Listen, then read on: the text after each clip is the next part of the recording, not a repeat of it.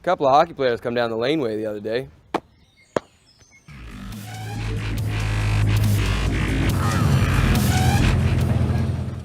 Hi, boys.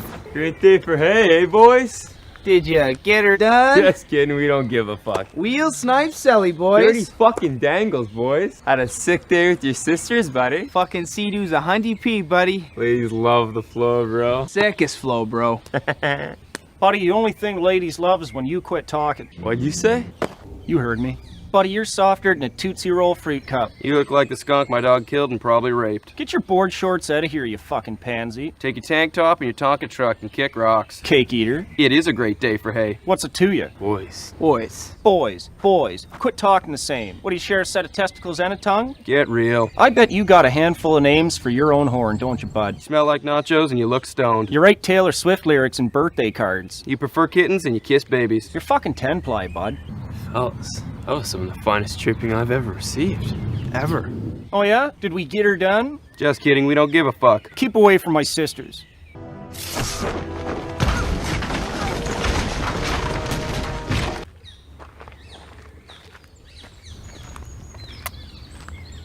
Glad they walked, because it would have been awkward asking to take a piss before a fight.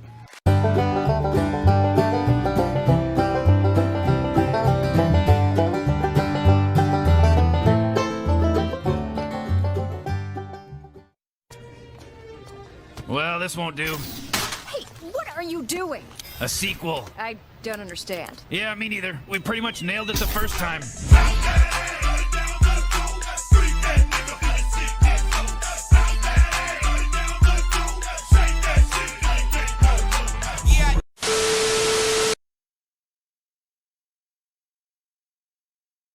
You just wanted to fire him, didn't you? You provoked Peter into going to see your stupid fucking play, Baked Bum Cheese. Rosie, what the fuck are you still doing here? Here's the money, Lebowski. How? So Peter manages to pull the plug on the generator, creating a massive fireball which destroys the machine as a result. We then fade to another scene where some side characters recount what happened. I wonder what they said. That was too close. He had more than a drop of tritium. He could have destroyed the city. Oh, so they are aware what would happen if Otto used more than a literal drop of tritium. And Harry was right there to hear them. Oh fuck it, he probably knows this already. I know I've been asking you all to keep this stuff in mind, so I apologize for asking you to do it once more here. Nothing else to add, let's just keep going. Now, I don't really have anything to say about the scene in the morgue. I know, fucking finally. The only sort of issues I have in the morgue is this one dude dancing around for some reason, this guy who was somehow surprised by the tentacle after several seconds of movement, and screaming, and I'm annoyed this dude died on an electrical overload after what I was just forced to witness. Besides that, I really like this scene. We see doctors running out of the room, meaning there was some attempt to preserve their lives. The arms are incredibly creepy yet cool in their pursuit of the doctors, and they are very effective killers, even without Otto's assistance. And yes, Otto doesn't control them here. He is unconscious on the table as this is all happening, and only wakes up after the final doctor dies. I don't know how much more blatant it needed to be. Like, the doctors would obviously have him under anesthesia during an operation. It's just a shame we couldn't get more instances in this movie where the arms act independently from Otto, similar to what they do here. I'll talk about that later in more detail though. For the moment, I'll say, good job. So after Otto wakes up, he decides to evacuate from the hospital before any police show up, who are remarkably late to the party. What, were they too busy finding someone for jaywalking? We saw several doctors and nurses leave the room, surely one of them called the cops.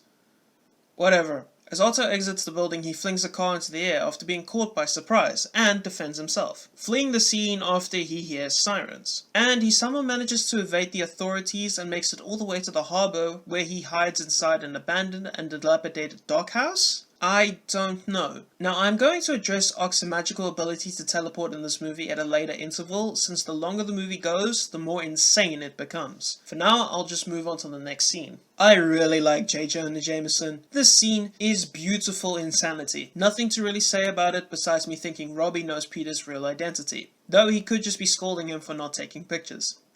The only thing I care about was receiving this legendary reaction from Jameson. Anyways, moving on. Also, what do you got against squirrels, Jameson?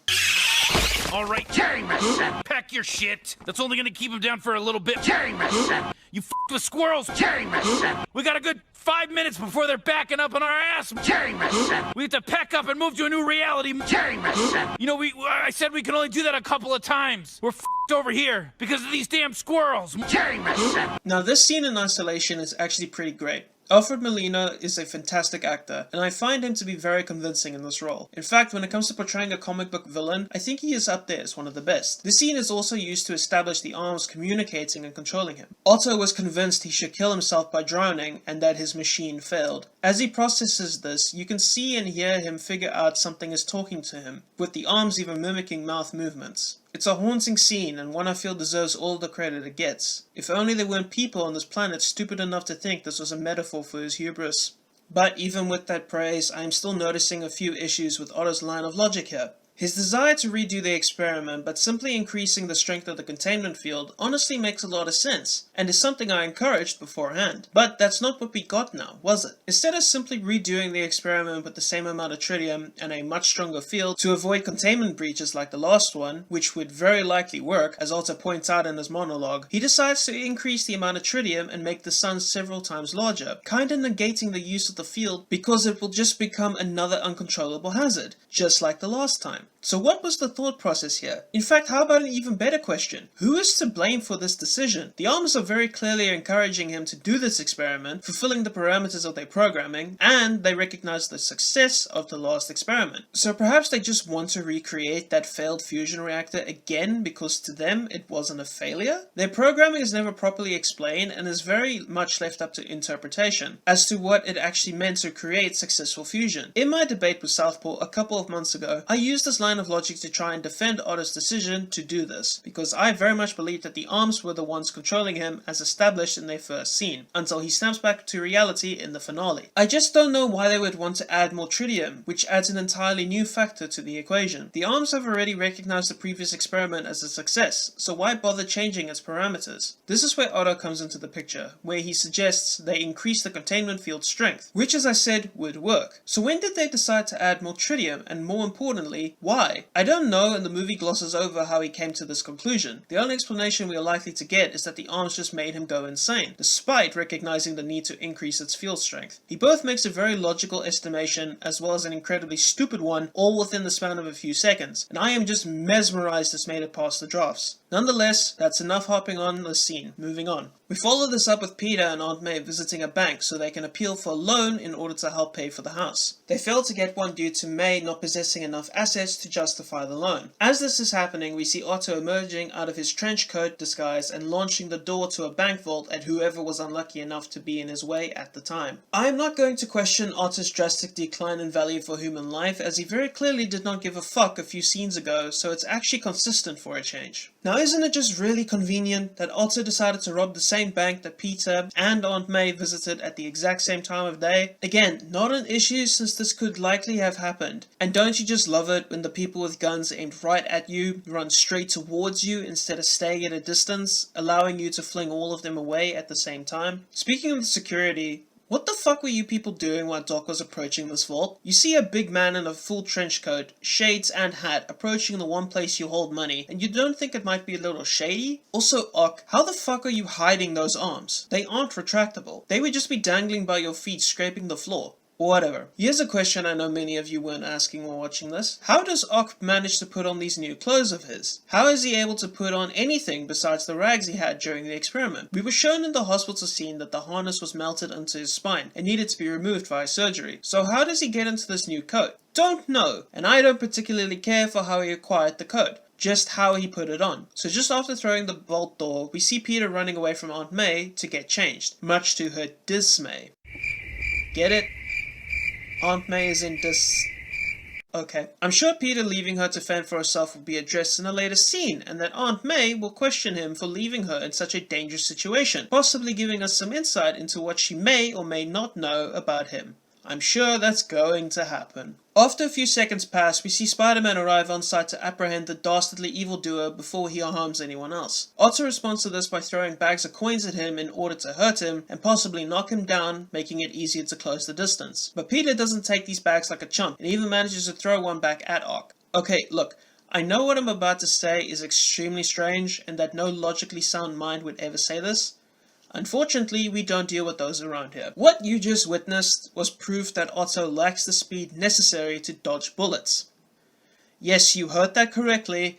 I am going to try to persuade you Otto Octavius is incapable of dodging bullets in this movie, because for some godforsaken reason, there are people who believe he can. According to Medium.com, an average bullet that has been fired from a gun has the travel speed of 2,736 kilometers per hour or 1,700 miles per hour. That is almost 6 times faster than the fastest car in the world, that thing, which has an estimated speed of 273 miles per hour or 439 kilometers per hour. It is about 3 times faster than the average commercial jet, going 400 to 500 knots, not to mention that many bullets travel at the speed of sound, meaning that it will hit you the exact same time the vibrations in the air carrying the noise the gun made when it fired will come into contact with your inner ear. If you think Peter threw this bag at a greater speed than that fucking bullet, you are beyond lost to this world. However, not only do these strange beings believe Otto can dodge bullets, a task which only Spider-Man has been shown capable of doing while already being in motion and having the added benefit of precognition and superhuman reflexes, they also think he is faster than Spider-Man when it comes to combat and travel speeds. Spider-Man, who has been shown to catch up with a train going 50 miles per hour with ease, as well as regularly outpacing speeding police cars, as well as being shown later swapping hands with Ock at close range, who is only capable of combating him due to the advantage of 4 longer limbs as opposed to just normal arms and legs. Although the movie indicates he may have the same durability as Thor from Infinity War, Otto is only meant to be an average human being in terms of power level and durability, and unlike any of the superpowered beings from the other movies, lacks the mobility needed to avoid gunfire quickly. Also, unlike the other movies, he lacks the needed superpowers to take the massive amounts of damage we see him sustain. Let's run through a list of the bullshit he survives, why don't we? Really? Oh, so please, tell me, because I forgot. The first electric accident, the bag thrown in his chest and subsequent fall he breaks with his back, the table he has thrown in his face which sends him flying several meters back through the glass, this unknown electric box, and into a taxi so hard it lifts off the ground, the several concussions he very likely receives as he is punched in the face by fucking Spider-Man, who did this the last time he punched a normal guy, surviving landing on his fucking head after a several story drop onto a moving train followed by a repeated tumble which would have broken every bone in his body, having Spider-Man spear tackle him off the bloody train, and this fucking bullshit. Otto's durability is borderline cartoonish in this series of motion pictures. I find it embarrassing that something like Tom and Jerry has more clearly defined consequences for taking damage in their respective properties than this supposed average Joe. Christ, in an actual Spider-Man movie, the Doc Ock of that universe is clearly shown getting hurt every time she is hit. The first time someone lands a hit on her, she is knocked the fuck out. Meanwhile, Otto over here tanks hits from Spider-Man to the jaw like no tomorrow, when in reality, he should be looking like Kingpin from season 3 of Daredevil. Except for the time he gets hurt when Aunt May of all people smacks him with an umbrella. That infamous Raimi power scaling has come back to haunt me. Pathetic. I have an idea. Why don't I count the number of times Spider-Man should have knocked Otto out with his punch in this movie? Spider-Man 1 clearly established Peter's capable of knocking average goons out in 1 to 2 hits, so why wouldn't it be the same here? This means only punches and kicks, not including any thrown objects. Let's begin. The Geralt Special. 5 punches and 2 headbutts during the tumble. 4 punches during the Clockwork fight. I'm including the fact the land on the train, fuck you. 2 kicks to the face on the train. 8 punches to the face on the side of the train. 1 kick into the river through a wooden floor. 4 punches to the face in the water, that we see. Now for an even comparison, let's do the same for Olivia from Into the Spider-Verse. 1 shoulder to the face which knocks her out for literally 40 seconds. 2 kicks to the face which knocks her out indefinitely until the next scene when she meets the Kingpin. 1 punch to the face from Gwen. 6 punches from her own tentacle which wouldn't do fucking anything, plus 1 punch and 1 kick, all from positions of 0 leverage. 1 power punch which knocks her out for 14 seconds. 5 consecutive punches from the Spider People which noticeably damages her, judging by the marks on her face as well as her licking her wounds. However, while I do think this should have knocked her out, she's immediately taken up by a passing truck, meaning this was done for the gag, harming literally nothing. So let's tally them up, shall we? Spider-Man 2 comes out with 28 knockout-worthy punches and kicks. Into the Spider-Verse, however, comes out with 4 knockout-worthy punches where she is actually sleeping because of them, 6 punches that should have knocked her out but didn't, and 8 hits which shouldn't knock her out due to how weak they were, leading to 18 total hits. Get fee-fi-fo fucked, Rayminoids.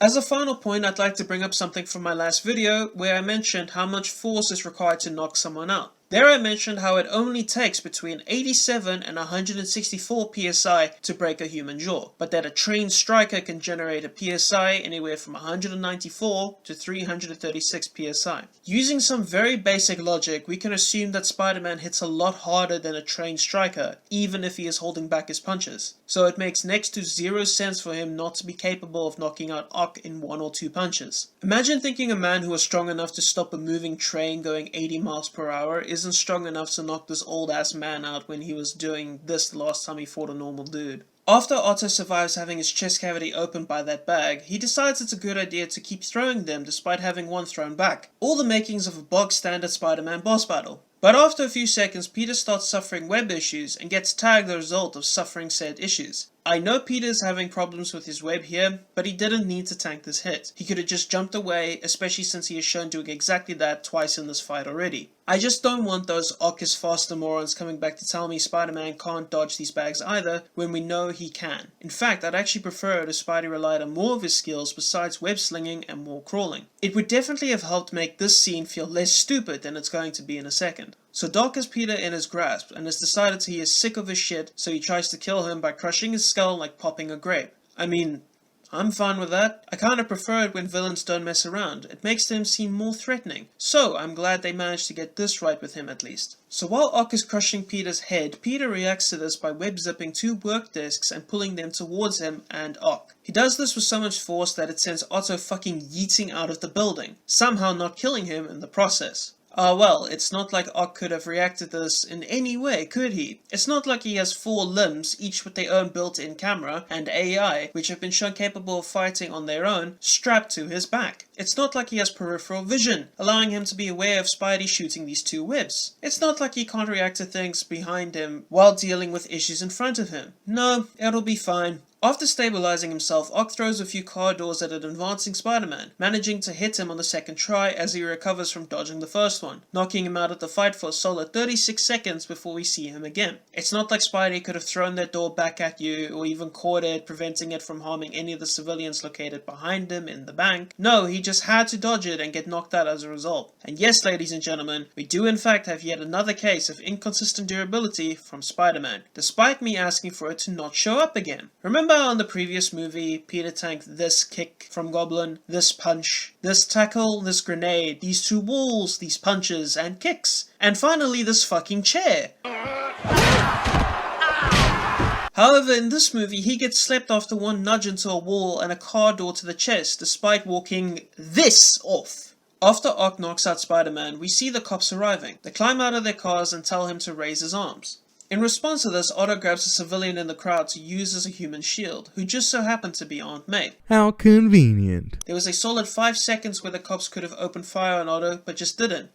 Okay, so Otto's arms create tremors when they crawl up a building. These ones just straight up puncture holes in the walls. I mean, it makes sense. These arms were created to work with man-made suns. They are also heavy metallic appendages. They would obviously make a lot of noise when hitting any surface, so glad this movie establishes this rule. Would be a shame if they broke this rule though, allowing him to teleport between locations, wouldn't it?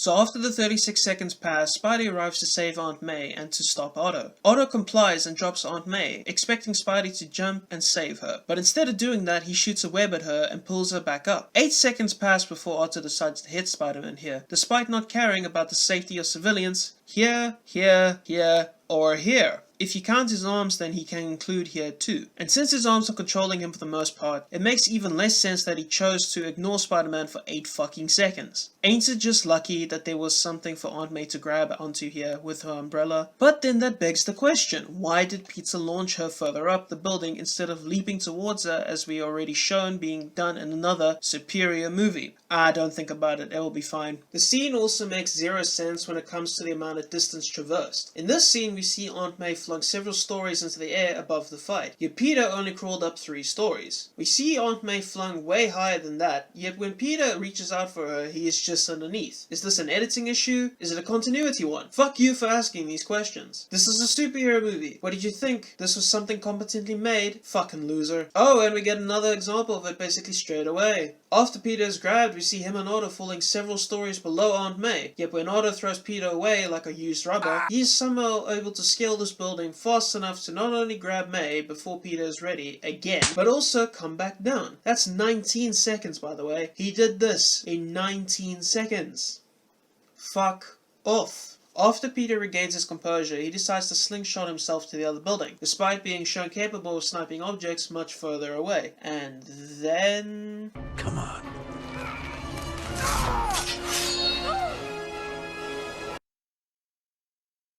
What the hell is this? You had this thing the entire fucking time and didn't think it was a good idea to use once despite already being shown possessing the desire to kill Spider-Man in the bank scene?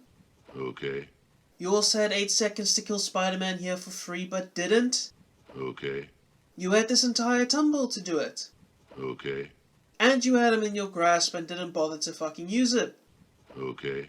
Honestly, if this fucking death knife didn't exist, why couldn't he just close his arm and use the tip as a spear, much like how he tries to here? Surely this would fucking hurt. Why not spam that move? I'm so glad Spider-Man's spider senses popped up to warn him about this dangerous death knife that was about to gut his insides, allowing him to dodge in time and knock out Otto in retaliation, then jumping to save Aunt May at the last second before she hits the floor. As well as rescuing Otto. I'm so glad this movie ended so fast. It would be a bit of a disaster if it were to continue any longer. Before moving on, I would like to address a certain defense I see being repeatedly brought up by defenders of this scene. The defense being that the arms don't want to kill Spider-Man, which is why they use non-lethal methods of hurting him, since their prime directive is to finish creating the artificial sun. Why would they want to kill him? And man, I have nothing really to counter this point. If only there was a scene before this moment where Otto's arms went on a rampage against doctors trying to perform surgery. If only the arms were shown trying to crush Peter's skull. If only they were shown throwing 600+ pound vault doors casually towards civilians without a care in the world. If only they dropped old women from several story heights after using them as a human shield. If only they had been shown casually tossing a car that almost drove into them. If only, if only, if only. I guess there's no way to prove that these arms just don't care about killing people. This scene is terrible. Not only does Otto escape the police, who should be chasing after him with a helicopter, but Peter doesn't bother to pursue him after dropping Aunt May off, despite being faster than cars, trains, and helicopters. Okay.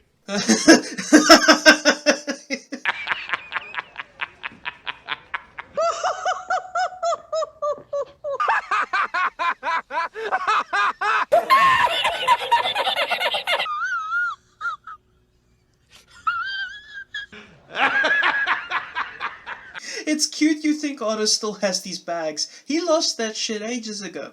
Fuck you, movie. So after Peter drops off Aunt May, he swings away in the opposite direction of where he should be going, so we can move on to the next scene. Here we are shown Peter attending a high society party intended for Jameson's son. So Peter has been hired to take photos of said event. Now, ladies and gentlemen, we are going to play a little game here. Every time Peter gets shut on by the universe in this scene, I am going to play this sound, and at the end of the scene, I'm going to tally up how many times this happens to him. It is both tragic and cosmically hilarious that the movie found it necessary to do him this dirty this many times. I already knew his life hasn't been peachy up till now. I didn't need this movie to show him being continuously given grief to get the point across. It certainly would have helped to reduce my cringe meter, as well as the length of this video. Instance 1 starts right away as the final snack gets taken off the waitress's platter. Shouldn't matter though, since there's bound to be more waiters and servers with food. Just look for them. And in less than 5 seconds we have instance number 2. You know, you'd think the person hired for the express purpose of taking photos of people attending the ceremony would remember to take his cap off. Whatever. We are then introduced to Harry, who has been hitting the booze, as well as instance 3 when Harry antagonizes Peter over Spider-Man. Again, you know, for someone who is this willing to hound their best friend over Spider-Man, you'd think he'd try more successful means of finding him. Like maybe hiring a private investigator to follow Peter to see how he manages to contact Spider-Man. But it's not like Harry was ever smart in anything, so whatever. It's okay though, because Jameson saves Peter, avoiding any more drama. For now. As Peter is taking pictures of the other guests, the hostess introduces the crowd to the star of tonight's party as we see John and MJ descending the stairs. What'd you just say? What'd I say? What?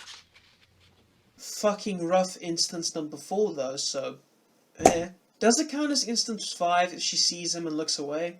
It does now. Oh damn, instance 6 came fast. Just find a different waiter, man. Peter then catches a glance of MJ and approaches her to try and explain himself. I'm not going to bother reiterating my points on why Peter should have brought up his motorcycle, and I don't expect him to have his ticket on him at the time to prove what was going on here, but like, come on. This is not difficult to solve. And please tell me no one is going to bother defending this cringy poetry. It's honestly just painful. I'm also not going to bother crapping out MJ here. I already did it here, and I'm going to do it again at the climax, so there really is no point. It's just going to make my time editing this harder, and I already lack the patience to deal with her. Moving on. By the way, this counts as 2 instances. One for her rightfully telling him to stop citing poetry, and the second for calling him an empty seat. Harsh, but alright. And right after she leaves him, we get instance number 9. These waiters just do not like Peter, man. I'm fucking telling you. Back inside, we get Peter being confronted by Harry, and the conversation is... interesting. Harry blames Peter for the death of his father because he failed to give up the identity of Spider-Man before he died, despite Peter suffering some very severe personal costs as a result of Goblin's villainy. So Harry is a dick on 2 ends, which, you know, is fine. He very clearly isn't thinking straight since he is absolutely shammered. We all say things we don't mean when drunk. Hell, I recently got booted from a server despite being intoxicated. Hell, I recently got booted from a Discord server while being intoxicated, and I can't remember why, so it can happen to the best of us. Harry also feels betrayed that his best friend stole his father's love, as well as MJ, showing that the events of the first film have deeply affected him. It's a shame it never gets explored further though. As a final farewell, Harry decides to slap Peter twice in the face, before departing to presumably go home. This also counts as 2 instances. 1 because it's his former best friend, and 2 because it's in public, just before he has the weight of the world crush his balls. I quite frankly don't have much to say about this confrontation. I honestly don't have much to say about the scene in general, because despite the sheer amounts of crapping down Peter's neck, it really doesn't have much value. Besides Peter finding out MJ's marrying John, which could have been done much faster, this scene is practically worthless. We don't learn anything new, we don't establish relationships that haven't been known before, we don't set up new stakes or drama, we get nothing. Nothing besides a feeling of utter glum at Peter's situation, which is so comically terrible that I'm surprised we don't see him holding a gun to his head most of the runtime. The thing that makes it worse is that Peter doesn't even try to resolve his situation. Whether it be by trying to properly explain to MJ why he was late, trying to resolve his relationship with Harry over his dead father, or even finding a waitress with some actual fucking food on her tray. I've heard that people praise the scene because it shows Peter as being a relatable guy, but there's nothing relatable about him. At least not to me. It doesn't show us a character facing a world he can't change, where no matter how hard he tries to resolve any issue, it won't help, because ultimately he is out of luck. Instead it shows us one who's too stupid to try. The scene is well acted, well shot, the music is nice, but none of that matters. Not when Peter's situation is so tragically broken. This is just bloody depressing. I also want to grab your attention and focus it onto something I find to be quite funny. In this scene, we are supposed to be feeling really bad for Peter, who not a moment after getting publicly smacked in the mouth by his friend, finds out MJ is marrying John. This is like getting teabagged after spawning in front of the enemy team. It just fucking sucks. But what you might not realize here is that John is kind of trying to save Peter from any further embarrassment he might have faced. John does not know who Peter is. He just saw a man meet the eyes of every person in the room after a rather embarrassing ordeal, and instead of trying to remain silent, he hopped on the mic and basically caused the biggest distraction you could think of.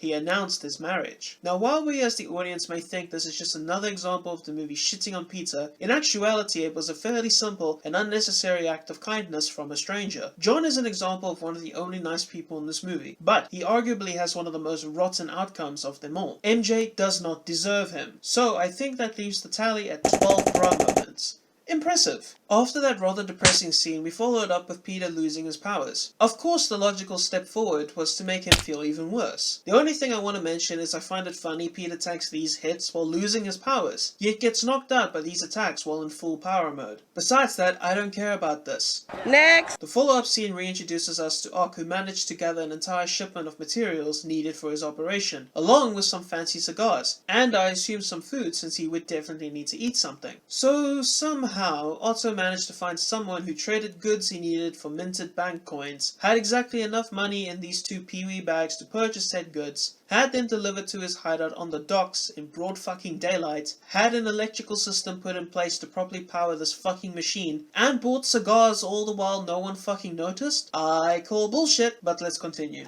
In the succeeding scene, we have Peter visiting a doctor to figure out what is wrong with him. Diagnosis turns out to be head trauma he sustained while fighting Otto. But in all seriousness, the doctor says the battle Peter is facing is a mental one, not a physical one. Peter then tells him a story of how his friend pretends to be Spider-Man in his dream, because that wasn't complicated or anything. Peter basically says he can't perform the task he once could because he is uncertain, and the doctor's first reaction to finding out he is having trouble with uncertainty was telling him, maybe you should give up on who you think you are and that way you won't be uncertain anymore.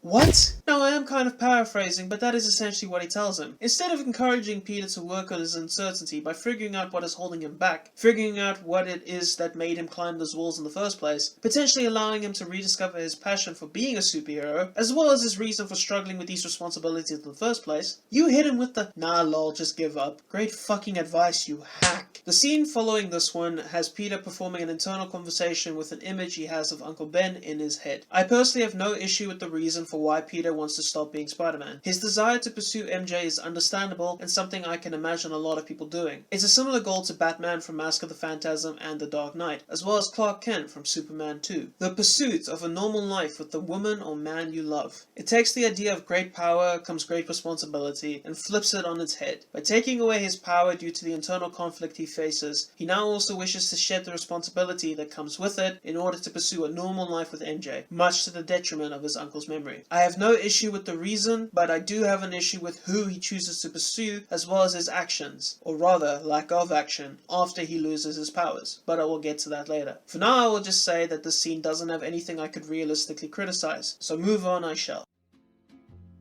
And just like the guy whose feet are too big for his bed, nothing seems to fit.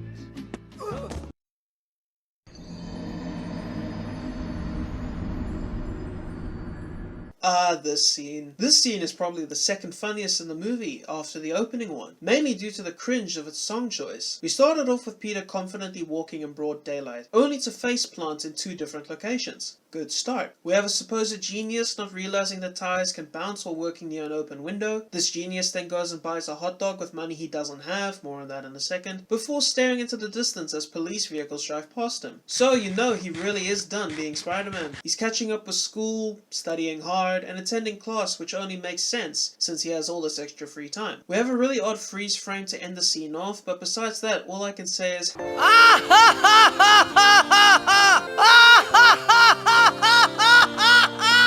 moving on. Oh, of course I have been rather reckless. Skip.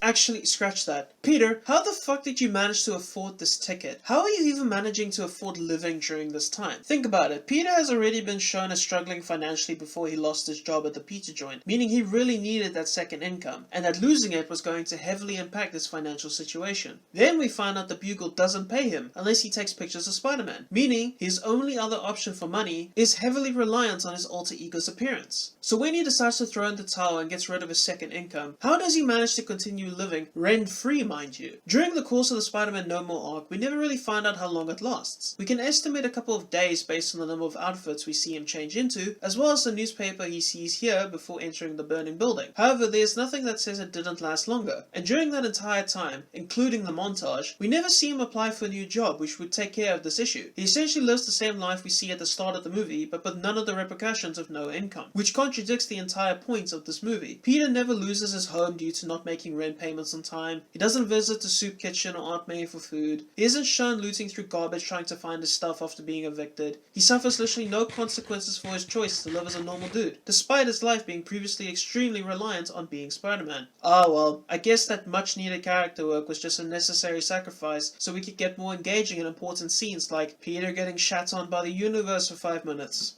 Isn't that right? Huh? Moving on, we follow MJ and Peter as they have the first conversation that doesn't make me angry. And the reason for that is because I feel like MJ is justified in her annoyance here, since Peter is expecting a literal miracle after showing up to one show night. However, before we get there, let's go back to the start. MJ says Peter could have told her he was coming. But MJ, the last time Peter told you he was coming, you said this. Don't disappoint me. I won't. So I think Peter is well within his right not to inform your ungrateful ass. Although despite that oops of a statement, I'm actually going to take MJ's side on this one. She has been seeing John for a while now and is engaged to be married in a few weeks. While with Peter, she only ever shared one intimate moment with him and one awkward as hell kiss on a grave. Still not over that one. What was Peter expecting to change just because he arrived on time for once? Whatever, let's just keep going. Now, I'd like to make a big deal out of this newspaper, but I'm tired and I want to move on to more fun things in my life, like telling you about my problems only to have you ignore me. I know this isn't true, you most likely know this isn't true, because if it were true, Otto would have been dead a long time ago, and yet he still manages to move through the city 7 total times after the bank fight scene. This newspaper is a lie, and you shouldn't believe a word of it. What I will question is why Jameson's first reaction to seeing the suit is believing it was authentic. We already have proof in this movie that other spider suits are capable of being made. Not to mention Spidey's popularity is quite high, despite constant misinformation from the Bugle. It isn't a leap to say there are people who would make fan suits, but oh well. Jameson will just accept the fluff he is fed, and the movie will continue like nothing further needs to be said, despite Jameson being shown to be cautious of fake sources already. Shut up. Actually, that just made me realize something. Back at this first scene between Peter and Jonah, Peter says JJ has turned the entire city against Spider-Man, mirroring the conversation Spidey had with Goblin in the last movie. But do we get any proof of that ever being the case? The children he saves refer to him as Mr. and listen to what he has to say. This dude in the elevator likes the suit. These random women plead for Spider-Man to take them with him. He never faces any issues with the police. The only person who seems to have an issue with him besides Harry, Otto, and Jameson is this guy who was concerned for Peter having his pizza stolen.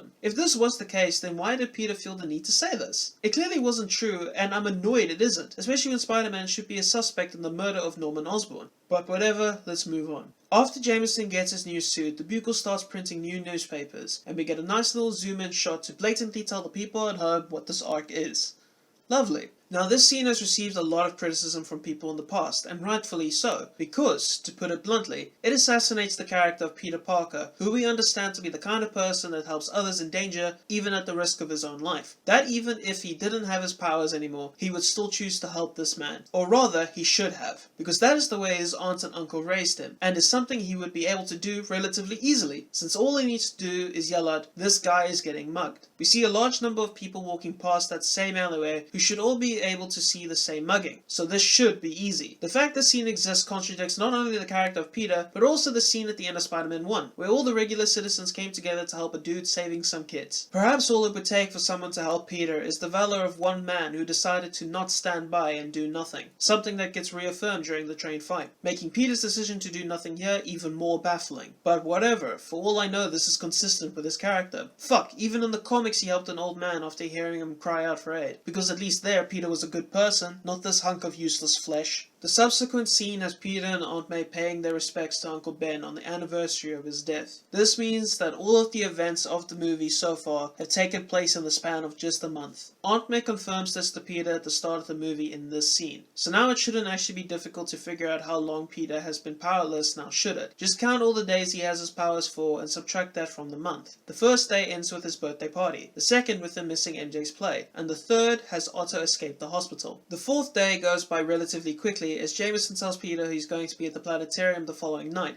which then gets followed up with Otto's speech. We can either have the scene take place the same day as Jameson's talk with Peter, or the next morning, since it doesn't affect the timeline. The 5th day has Peter witnessing MJ get engaged to John and losing his powers, and the 6th has him giving up his responsibility as Spider-Man, if we assume he had a walk-in appointment with the doctor that day. But if not, then we can add another 4 to account for an appointment, at least according to this website. So this means that Peter at minimum is Spider-Man for 6 days, and at most for 10. Meaning that by the time we reach this scene with Aunt May, he has abandoned his responsibility for upwards of 3 weeks. But enough of that, back to the scene. Get on with it. Yes, get on with it. Get on with it. Here's a change of pace. I'm not going to crap on this scene, because quite frankly there's nothing wrong with it. Peter's guilt overcomes his grief, and he finally tells Aunt May the truth of what happened, with a heartfelt and emotional performance from Toby. This scene has one string to its bow, and it's the sincerity of its characters. The music stops playing when Peter starts speaking, the camera sits still with little to no movement between the two, there's no internal monologue, and everything feels earned. Aunt May has consistently been the best written character in these movies, and her reaction to this news seals the deal for me. She doesn't cry, she doesn't scream or shout, she simply gets up and leaves the table so she can process what has just happened. Thanks to the incredible acting from Rosemary Harris, we can easily tell this news has shocked her to the core. Of course she would have no idea how to act about this, which makes the fact she forgives him in the later scene even more powerful. It's simply brilliant. Man, I can't wait till I get to gush about an entire movie instead of just one scene. We follow that scene with one of Otto finalizing the creation of his new machine, stating he needs one more thing. Nice ad-lib though. We fast forward to Harry's apartment that same night, and he is seen fixated over a table of Spider-Man newspapers, clearly frustrated. His butler wishes him a good night, and Harry is then attracted to his outside balcony where he hears a strange noise. Oh, look at that, more consistent tremors from Otto's tentacles. Wondering why the police who expanded that manhunt can't follow him. Wonder why nobody living in this building besides Harry bothered looking outside their window at what was causing this incredible shaking. Ock gives Harry a little scare and demands more tritium, threatening him with violence when he declines, which flips Harry like an omelette. Harry then proposes a deal to Ock, bring him Spider-Man alive and he will receive as much tritium as he wants.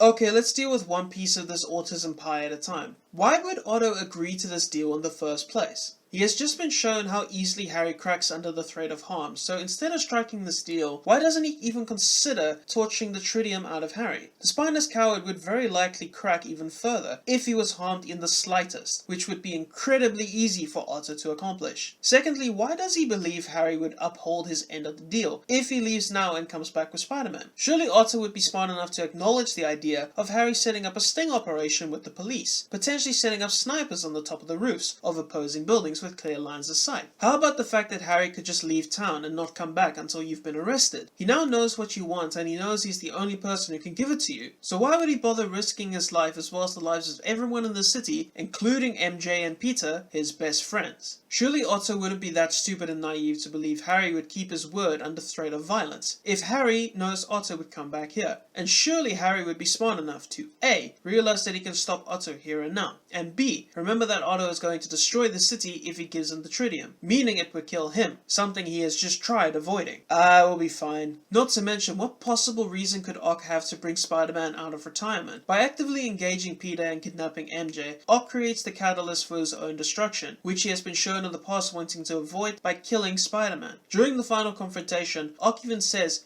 "I can't let you go, you'd bring the police. Not that anybody could stop me now that Spider-Man's dead." So he understood that Spider-Man was going to be a thorn in his side the moment he tried finding him. But despite knowing this, he does it anyway. What the fuck for? Just threaten Harry again, you fried cabbage. Ock accepts the deal and leaves immediately. Oh, you're just going to leave here without asking for an address? You aren't even going to bring up the fact Spider-Man has been missing for days, potentially weeks, and that finding him might be an extremely difficult task that you are willing to accomplish for literally no reason. Whatever, just move on. You even create debris when you scale buildings. These people down here should be noticing everything you do and phoning the cops fucking immediately. So think of it like this now. When Otto is moving through the city, both night and day, he's creating issues for himself. Either he scales buildings the entire time, creating a trail of debris for himself straight to his hideout, or he climbs straight up to the roofs of these buildings, meaning he is an easy target for helicopters. He is fucked either way. And don't say stupid shit like he uses sewers. His bulky ass is not fitting down that manhole. His disguise is also fucked since the police could access security cameras as well as take eyewitness accounts of what happened and put together a means of how he operates, making it practically impossible for Otto to anonymously move through the city, even though he does it like 9 times in this movie. After that horrendous exchange, we have a scene of Peter viewing a newspaper, and fucking hell, how useless was New York's police to have crime increase 75% since Spider-Man left? To be fair, this might be more accurate to real life than I originally assumed. Christ. But you know what? This scene is fucking awesome. Seeing Peter risk his neck to save this little girl despite having no superpowers is the sort of thing that I love seeing in superhero media, or just media in general. The acts of ordinary people standing up to adversity is an immediate injection of endorphins straight into my brain. It's something I wish we saw him do more of in this movie, because Peter is supposed to be a good person. Not this lobster. But sadly, you can't save everyone, and Peter quickly learns this after hearing about a poor soul who never made it out of the burning building. This then leads to him reflecting on what he wants in life, and just as he is reaching his lowest point, we get the one intended ray of sunshine in his life, as Ursula walks through the door and asks him if he would like a piece of chocolate cake. I would like to present this scene as evidence for Ursula being best girl, and that any option before this point is no longer allowed to compete since the competition has been won 12 times over. Denied. The scene is nothing really to write home about. It's a quiet moment between two people, as Peter is just allowed to relax for a bit. The Aunt May scene is good though. I just find some of her speech to be a bit funny when looking at a few scenes. So moving on. What is there to say for the scene? It's kind of eh. The part where he falls in the car was a real stunt, so props to the body double. I just find it odd that Peter wouldn't try something a little bit more subtle, like trying to shoot webs out of his wrist or climbing up the side of a building again, something similar to the first movie. Perhaps he thought the rush of adrenaline would kickstart his powers again, when that was really never the case, but oh well, at least we get this nifty sentence. My back! Oh, my back! The next scene is also nothing special besides being more evidence that John is a good person. MJ gets no brownie points from me for figuring out Peter's alter ego, since she already did that in the last movie. It's just filler here. There's nothing for me to say about the cafe scene either. I'm not going to talk about you anymore till the finale. Gotta love how Otto thought it was a good idea to throw a car at the only person in New York who knows who Spider-Man is. Great job! And why did you think it was a great plan to talk to Peter here instead of at night in his apartment? Not only are you exposing yourself in broad daylight here, but you are also now ground level, meaning that the police from that expanded manhunt should now easily be able to find you. Well, actually, they should have been following you anyway since you've been moving through the city during broad fucking daylight, meaning anyone underneath your trail of debris is going to notice you and inform the authorities. Then when you add the fact that people see you taking a hostage, you absolutely would be having a tail following you to your hideout. Meaning if the police didn't want to attack you directly, they could just wait for you to leave and then storm the premises afterwards, rescuing MJ and confiscating your machine, waiting for you to return while having an ambush waiting. There I go using my brain again. I should have known that was not allowed while viewing this piece of extravagant cinema.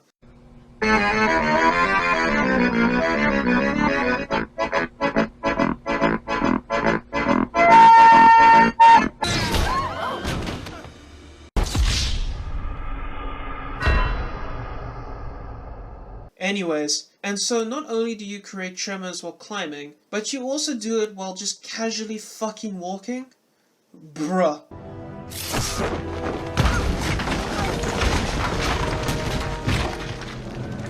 Why would you do this? Peter's just a normal dude to you here. You needed to know where to find Spider-Man, didn't you? So you could fight him, knock him out, carrying him to Osborn's place during a city-wide manhunt for you, so that you could exchange him for some extremely rare material that you needed for a very flawed machine.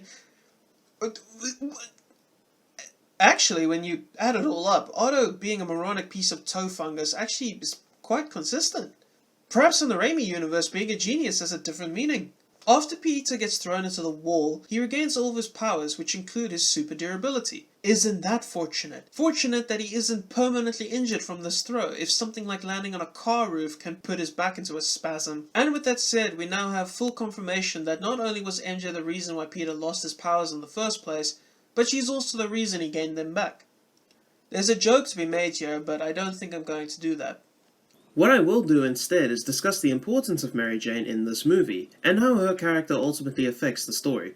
Now, in most stories, there are usually two parts or plots to it, the A plot and the B plot. Some stories even have 3 parts or more, such as Spider-Man 2. Those plot points are the confrontation with Otto, the romance issues with MJ, and the monetary issues Peter faces. We also have some side character stuff with Harry, but it sort of gets mixed in with Otto since he creates the inciting incident for Peter meeting Otto, and is the person to give Ock the tritium as well as giving Peter directions. But I wouldn't consider him to be on the same level of importance to the other 3 plot points in this movie. Now back to MJ. I think most people would consider her plot point to be the B story since the main event would have to be Spider-Man fighting Ock. But I would disagree with this notion, based purely on the fact that MJ is the single most important character in this movie. We start the story off with her face, we end it with a zoom in on her expression, she is the character which causes Peter to lose his powers initially, then permanently, and she is the character who allows him to get it back, as stated before. Her proposal to John leads to the Spider-Man No More arc, her capture is what leads Harry to telling Peter the location of Ock's lair. The conversation between Peter and Ock has a heavy focus on MJ, as they discuss one of the core themes of the movie. She is also the main reason stated by Peter in his conversation with Uncle Ben for wanting to leave his life as Spider-Man behind, just in case some of you thought I was wrong with that particular analysis. If MJ as a character did not exist in this movie, then practically all of the drama in this movie is reduced in severity. The engagement party, non-existent, which means the Spider-Man No More arc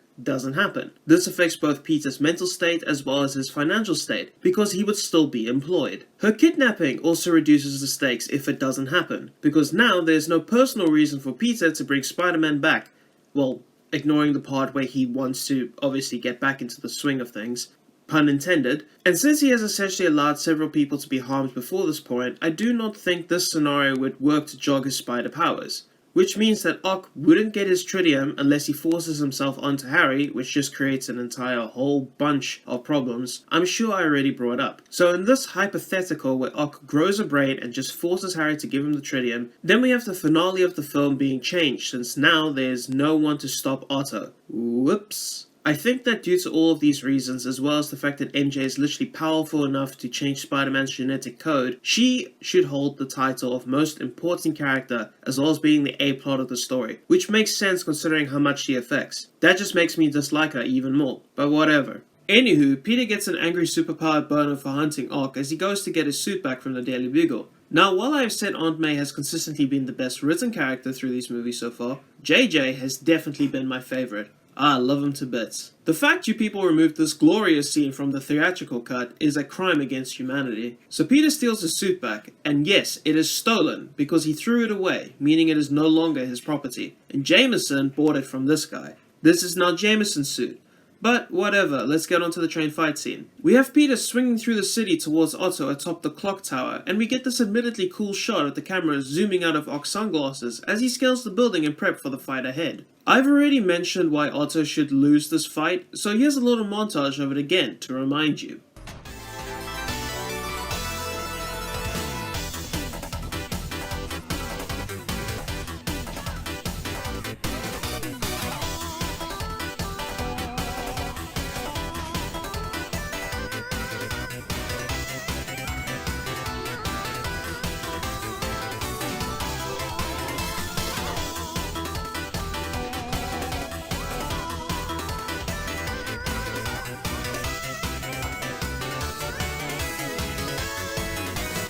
Hit him, hit him, hit him, hit him, hit him, hit him, hit him, hit him, hit him, hit him, hit him, hit him, hit him, hit him, hit him, hit him, hit him, hit him. One thing I think would have been cool for them to do in this fight is for Peter to blind Otto with his webs, allowing us to basically recreate the scene from the hospital where the arms take control of the fight since Otto is incapable. Or better yet, Peter could knock out Otto with one of those punches and his unconscious body could be dragged around by the arms. Though I don't know if that would really be allowed in this movie.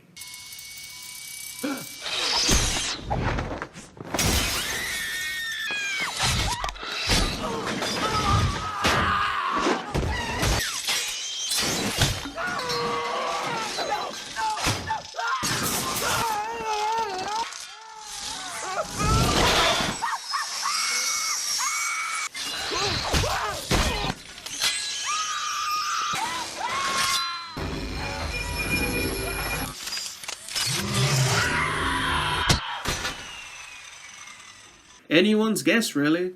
You want to know what else is everyone's guess? Why doesn't Peter call the police and warn them about where Ock is going to be, and at what time? He has been given a deadline of when to meet Otto. Surely this would be something he would think of. Another thing that this would accomplish is to shut down the train's operation in that area, because there's a risk of the passengers being put in danger. So, there goes your train fight scene. The only thing that becomes risky then is finding out where MJ is. But considering there was never a guarantee of finding her while fighting Doc Ock himself, this isn't a worthwhile trade-off. But whatever, the police were probably incompetent anyways. Also, why would Peter do this? Firstly, he's endangering Otto by pulling him to the ground, potentially killing him since he isn't super durable. Secondly, doing this puts the passengers in even more danger than if they continue to fight on the clock tower. There are significantly fewer people up there. He can fight from range as we see him do several times in this fight, and he is more mobile than Ock since he can fight on and off the tower. Seems awfully strange for a superhero known for saving people to put these people in even more danger. But remember guys, this is the best Spider-Man movie. As the fight progresses, we have Peter throwing this piece of the clock tower at Ock, praying it doesn't skewer him in the process. In retaliation, Ock breaks it in two and throws it back. Doing nothing as Spidey kicks it away, leading to them both going for a little tumble down the building. Now, if you had just been shot in the chest by Spider-Man's webs, and he then violently pulls on them as he falls to the ground, what do you think happens to your neck after a response to this drastic case of whiplash?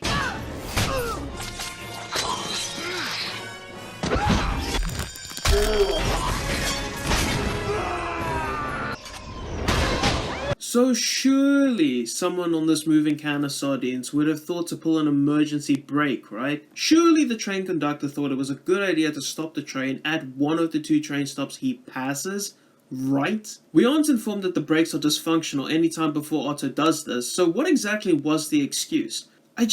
What? Also, ooh, that was some funky CGI.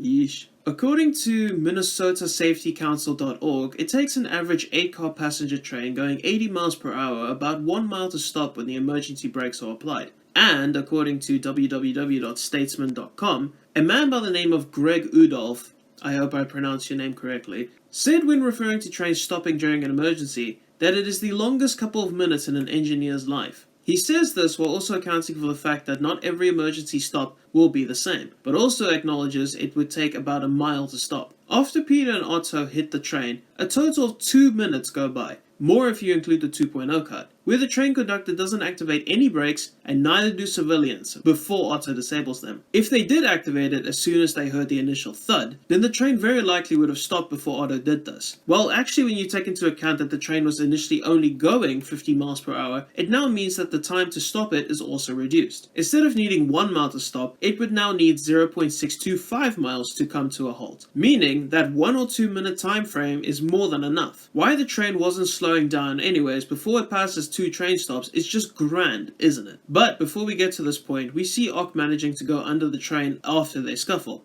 But how? Where is the space under this thing for you to fit under? Surely he didn't go underneath the actual tracks. And as Spider-Man goes to inspect this, we see Ock emerge from underneath the train on the other side, practically confirming he went under. Fucking how? No point in wondering as Ock punches Spidey off of the train. Friendly reminder that people think Otto is faster than Spider-Man despite us being shown he can catch up to a train going 50 miles per hour. After Peter saves the 2 passengers thrown out of the train, we see Ock going towards the front of the train in order to speed it up. Friendly reminder that Peter managed to snipe this car out of the air while it was moving and while he was swinging several meters away from it, and that he sniped this slice of pizza from this guy's hand. Yet, he doesn't try something similar here. I wonder what Ock's mental gymnastics here are at this moment. So you thought you'd let Spider-Man save a train full of people before capturing him alive. And you thought he'd be able to do it too, which would then tire him out so much that he would be unable to resist the fight. You thought all of this in the span of 20 seconds after he saved the 2 people you threw at him, and you didn't once consider it would kill him.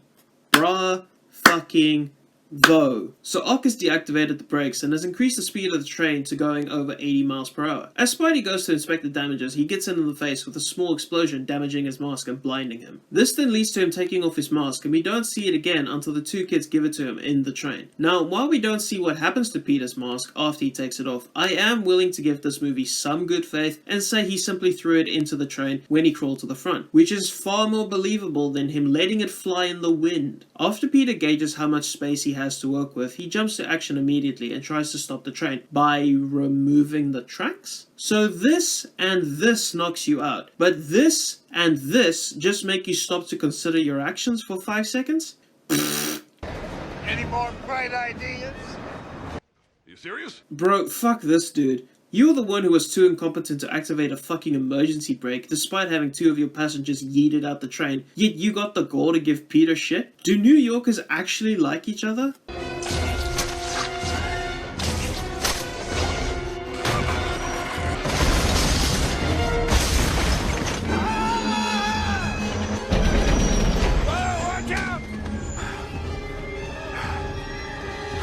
Well, that worked out. Any more bright ideas?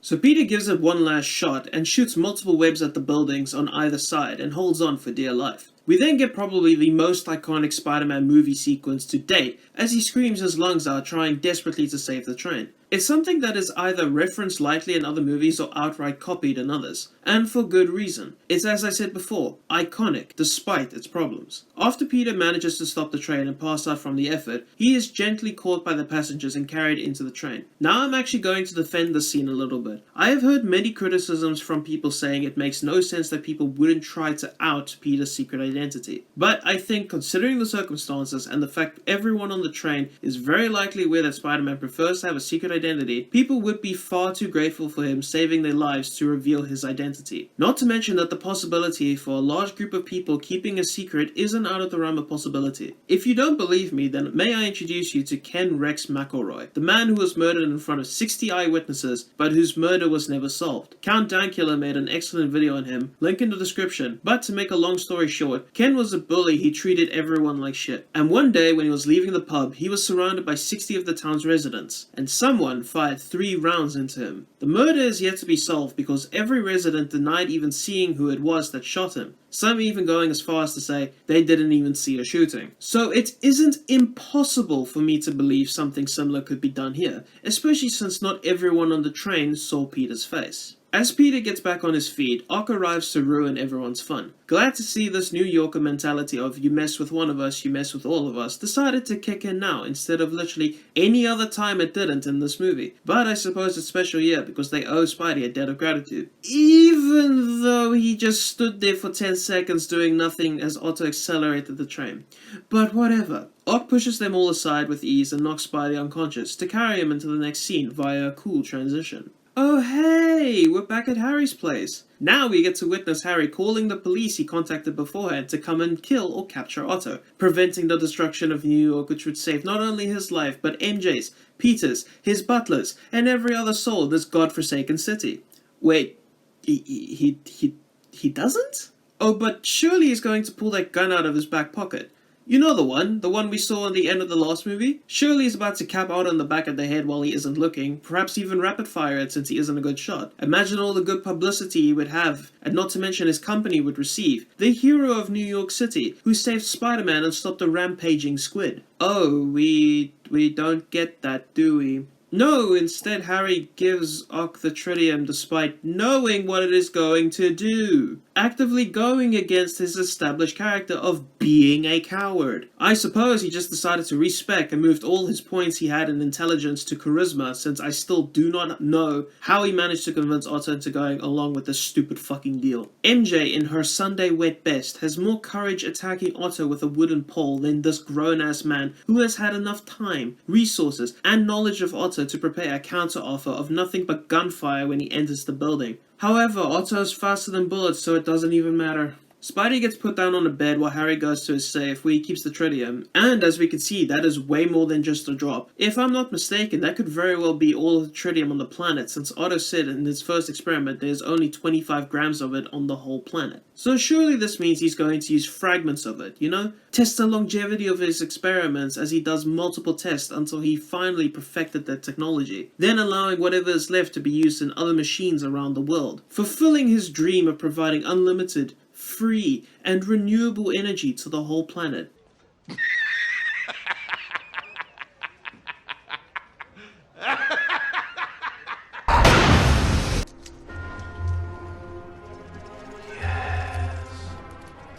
Oh, would you look at that? A moment where all four arms are looking away from Harry, meaning their built-in cameras can't see what he's doing, and Harry is like right behind him. Dismal. Remember how Otto created tremors every time he moved with his arms? Yeah, I don't either. He's always been a ninja. What do you mean?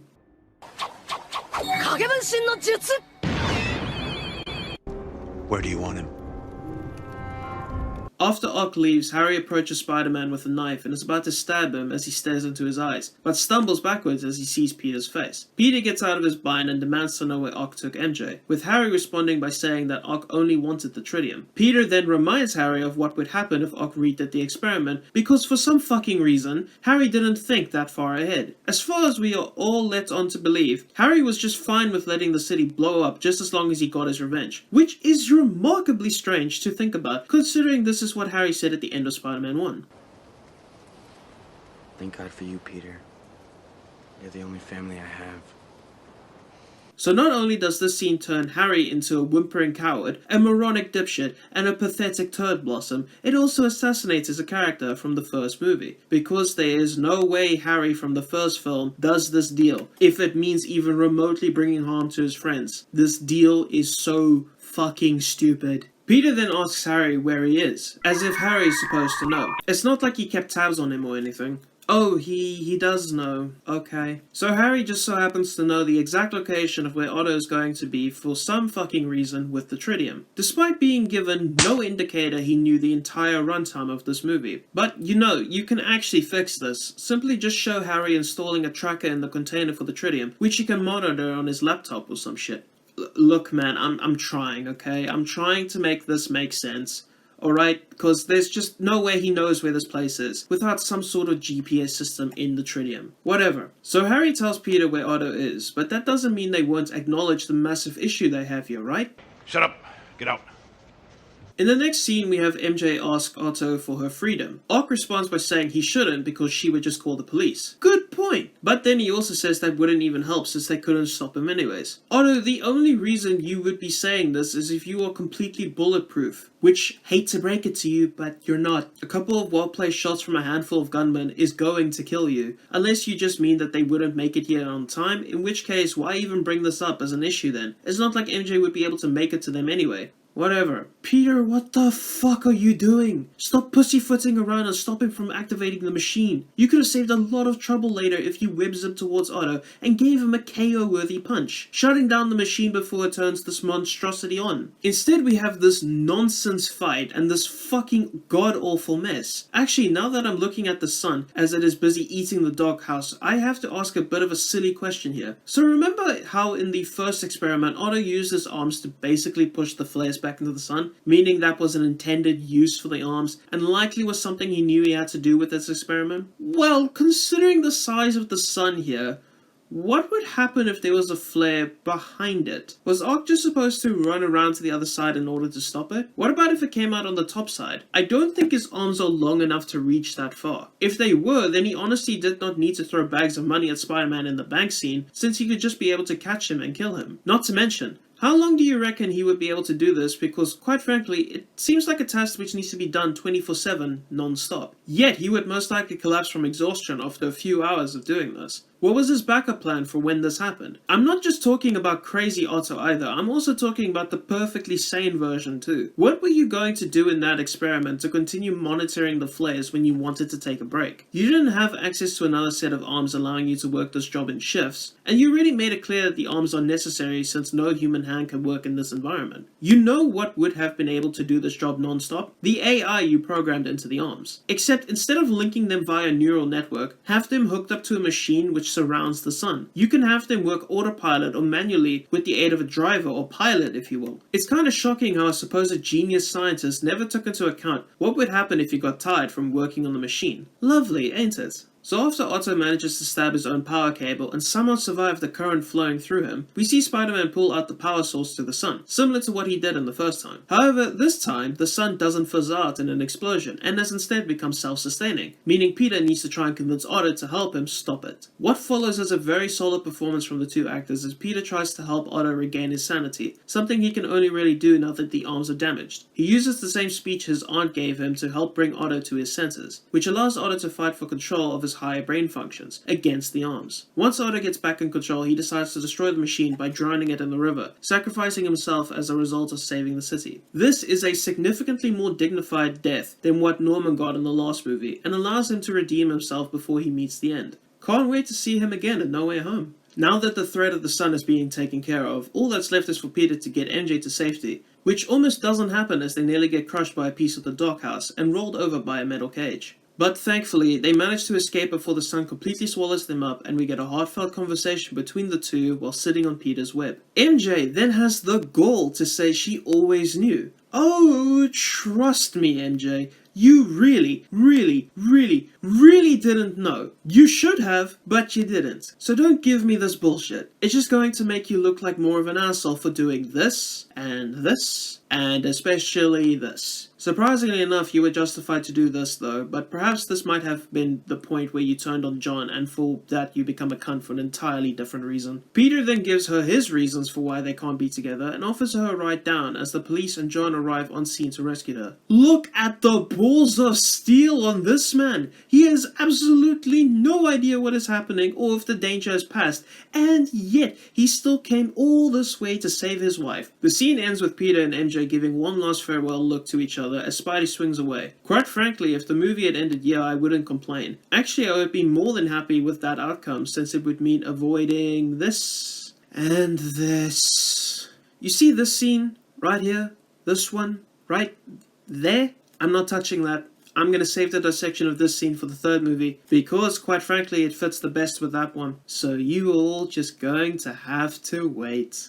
The final scene of the movie is MJ standing in front of a mirror as she is preparing for her marriage to John. But just before the event can start, a bridesmaid runs up to John and gives him MJ's letter, as we see her running towards Peter's apartment. Oh John, you did not deserve this. You have been nothing but a good, honest, and loving man this entire movie. You had the courage to come along with the police to the dock so that you could rescue your wife-to-be. You saved Peter from any further embarrassment at the party without even knowing him. You visited MJ's play more than anyone else. You treated her well and didn't force her to meet expectations for your parents, unlike her previous boyfriends. You went through all of the effort and expenses to make this grand fucking wedding for her. You were even willing to invite Peter to the wedding, and this is the reward you are given. Stood up at the altar so your bride-to-be could go bump uglies with this broke mofo. And the movie has the audacity to treat this as a happy moment, as if what we are witnessing isn't at all just fucking disgusting behavior on MJ's part. Though I did like this joke from JJ, it fits him well. If you were having second thoughts on the wedding, then you had more than enough time to call it off. For those of you who think this wedding took place the day after she was rescued, I have one question. Are you fucking daft? Do you really think that they would host this the day after she was almost killed by a madman with 4 extra limbs? Or almost eaten by a makeshift sun? Or crushed by a building falling on her?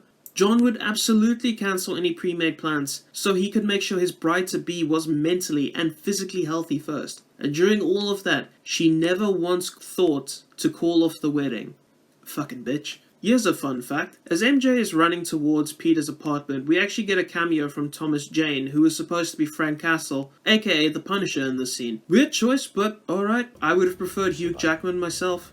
When MJ makes it to Peter's apartment, she explains to him how her desire to be with him should be her decision, and that he should respect that decision. I'm pretty sure he does respect you enough to make whatever decision you want. What I'm not sure about is him having enough respect for you ditching a man on his wedding day. The fact Peter doesn't call you out on this is some fucking nonsense. But whatever, let's wrap this up. After MJ and Peter kiss, they hear the sound of sirens blaring in the background, with MJ encouraging Peter to go do his job. We then have our final shot of Peter swinging through the city, as MJ looks on with a contemplative look, wondering what her life is going to hold in store for her now. Or perhaps she just now realized she should have stayed with the astronaut. Unlucky. Are those fucking helicopters? You're supposed to be dead! Well, that was one hell of an experience to say the least. It's honestly shocking to think about how much my opinion of this movie has changed since November of last year. But that just goes to show how flawed this movie really is, and how quickly it can crumble when I apply the same standards I use for other movies. I've heard people tell me before that the film has always been controversial, and that there have been large vocal groups who pointed out its lack of quality. but I'd very much like to know who these people are and where they have been. Based on everything I've seen surrounding this movie on the internet and in person, I very much doubted this was true, at least when it comes to actual groups. I can't believe there are individuals who thought this flick was the big stinky, there always are. However, this movie has regularly been praised for how well it was, even in the EFAP crowd. It has appeared on multiple top 10s, 25s, or even 50s lists from multiple websites. There are countless videos praising its story and characters. Even a movie I consider as being the best Spider-Man motion picture out there references this film a few times. The impact it has had on pop culture and the superhero genre as a whole is not to be understated. This feature is very popular and was very heavily defended by the time Southpaw dug into it, even by me. You can find me defending this movie for more than 5 hours in a debate I had with him months ago, link in the description. So it's not like I just suddenly had my view on it changed upon a rewatch. Most of these flaws were outright missed by so many people, and I'd like to think that the reason for that was nostalgia. So many people became fans of Spider-Man because of this movie, so it has always maintained a soft spot for them, and I firmly believe this is why its flaws remained unnoticed for so long. The acting, the cinematography, the music, the pacing, the editing, the action, it all molded together to create an utterly amazing experience, especially for first-time viewers and kids. And quite frankly, I do see myself being able to enjoy most of the film if I were to watch it again later in life. There's a lot to like here, as long as you are watching it through the lens of it being a dumb cartoon superhero movie, because the moment you try and apply logic and reasoning to it, it falls apart. There are also a rather large number of character assassinations in this movie, which just do not help with my viewing experience. We had Peter being assassinated when he failed to help this young man from being mugged. We have Harry being killed off when he gives Otto the tritium despite knowing what it's going to do, going against his established character, and finally, we have the utter annihilation of MJ's character from the first movie. In Spider-Man 1, she was a kind, caring, and compassionate woman who understood Peter's situation, especially since she was told his intentions for college during their first proper conversation. Here she just does a complete 180 and demands attention from Peter despite knowing his situation. It's so bizarre. Then you have the utterly frustrating misuse of Otto's character when they decide to switch his behavior of a well-meaning man who cares for the good of mankind and uses his intelligence, something he sees as a gift instead of a privilege, into a shell, an empty, dry, cracking husk of his former self while playing it completely straight. Trying to do better. Well, being brilliant's not enough, young man. You have to work hard. Intelligence is not a privilege, it's a gift. And you use it for the good of mankind. You once spoke to me about intelligence. That it was a gift used for the good of mankind. A privilege. Man, they even messed up his ideology at the end of the movie, for fuck's sake. I really liked Alfred Molina's performance in this movie, despite the tism. He is extremely entertaining and his acting chops are nothing to scoff at. His scene at the Darkhouse is a perfect example of this.